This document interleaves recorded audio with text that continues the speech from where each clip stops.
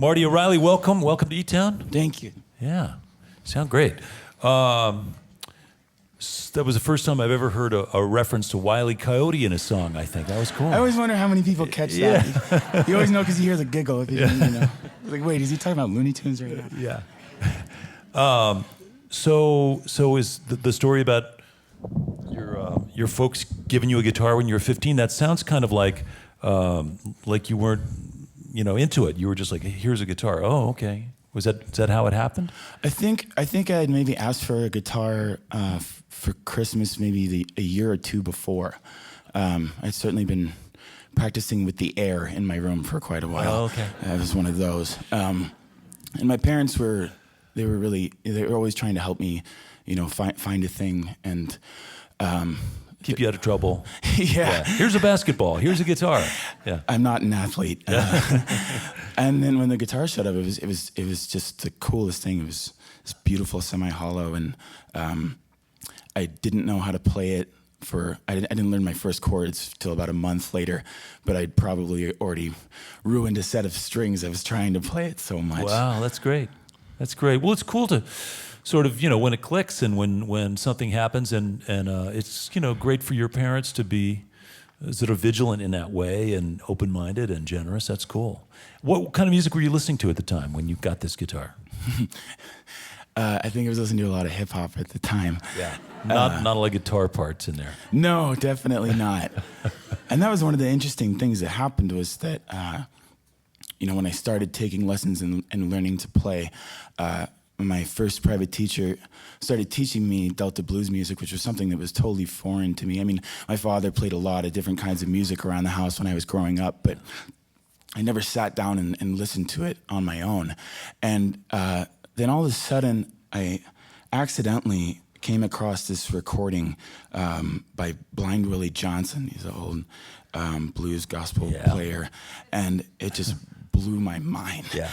And not only was the music so different, but the texture of the recording, it was so ancient and different. And it took a little while to sort of get comfortable with the recording, with those types of recordings that sound so different. You sort of have to learn to listen to it differently.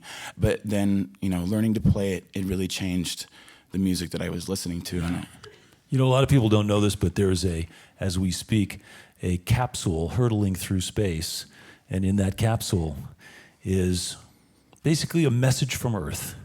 And there's all kinds of hieroglyphics and little things about, hey, in case you find this, this is from Earth. And the music that they chose to represent Earth is Blind Willie Johnson. Well, beyond that, the piece that they put on the Voyager space shuttle is an instrumental piece by him called Dark Was the Night, Cold Was the Ground. Yeah. And it's spooky and cosmic. They put it in as part of the information as the epitome of the human emotion of loneliness. That's why they put it on there. It's Hello, really space people. You've been out here a long time.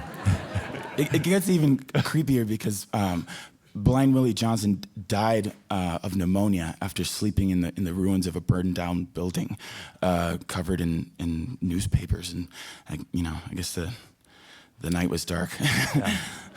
That's some cheery stuff for a teenage guy to really try to emulate. Your parents set you really on this path that could really practice well, my son. Someday you'll die in a cold, lonely building, covered with newspaper.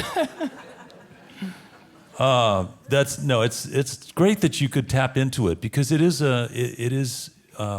not what young people are used to hearing, that those scratchy old recordings. And one of the things that Blind Willie Johnson also did is he played with a bottleneck, and his wife would sometimes sing in unison with his slide part, which gave it a whole other dimension of creepiness.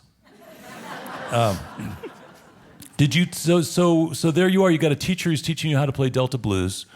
And you have a guitar that you're learning how to play, and but you're also writing songs. And I understand, I'm not sure where I found this, but there's a bit of a writing tradition in your family. Is that right? Yeah. Everyone in my family has some sort of form of artistic expression. My brother is a wonderful musician, but he's an actor by trade, and my father is just an incredible poet. And he's one of the most well-read people that I've ever met, and he would always just post his poems on the refrigerator with little magnets, and there's always sort of this lingering feeling of, hey, these are pretty good. Like, you should do something with that. And a couple of years ago, he decided to, and he got published in Rattle magazine like a couple months later. So yeah, definitely an artistic element to the family. Yeah. And is it Santa Cruz, or where did you grow up? I can't remember. I was born in San Francisco, raised in Sonoma, which is wine country, just north of there, and then moved to Santa Cruz to go to school and stuck around after I graduated. Yeah. Well, it's great to grow up in a family that is both creative but also mindful of the different things that might, a kid might latch onto. How did you find the guys you're playing with now? It's interesting. I went to UC Santa Cruz, and I was studying as an environmental studies major, and I had this internship where I'd teach school groups about the tide pools at this beach called Natural Bridges State Beach. And I went in to interview for the internship, and I was kind of nervous about it. And I go in, and the guy interviewing me is Chris Lynch, my fiddle player, and 2 minutes into the interview, we're talking about psychedelic rock music, and we just naturally started playing music together after that. And that's pretty cool. Yeah. Well, what's lovely is it's a genre blurring lineup. You've got drums, acoustic bass, fiddle, and bordering on violin. There's some classical training in there, and electric guitar, and it just keeps people off balance and guessing, but it fits together. It's exciting. It's cool. Thank you. And you're a gritty singer. Was there a time in your life when you realized you could do that with your voice? You could find that sort of gravel and grit in your singing?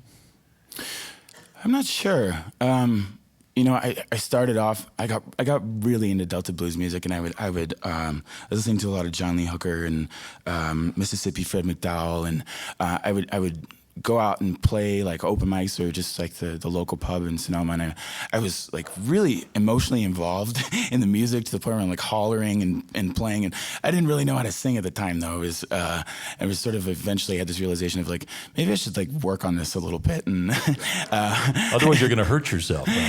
I took a couple vocal lessons, like 3 or 4, and it was just like really incredibly helpful of just understanding how the voice works as an instrument and how to feel it in your body. And how long has this been going on? How long have you guys been together? How old are you now, by the way? I'm 26. 26, okay. And so you guys are relatively new at this? And this project started 3 years ago. 3 years ago, yeah. Well, and I see videos from you guys playing in England and traveling a lot. So yeah. Things are going well. It's been a really wonderful adventure. Yeah, well, I'm glad you could stop. Let's get back to music. Welcome back, Marty O'Reilly and the Old Soul Orchestra.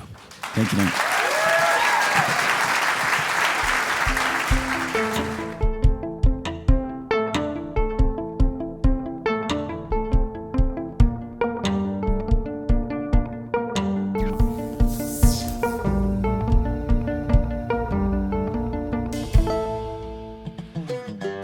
Hi, this is Nick Forster from eTown. If you want to stay up to date with all the performances, interviews, and behind-the-scenes footage, click the subscribe button. Thanks.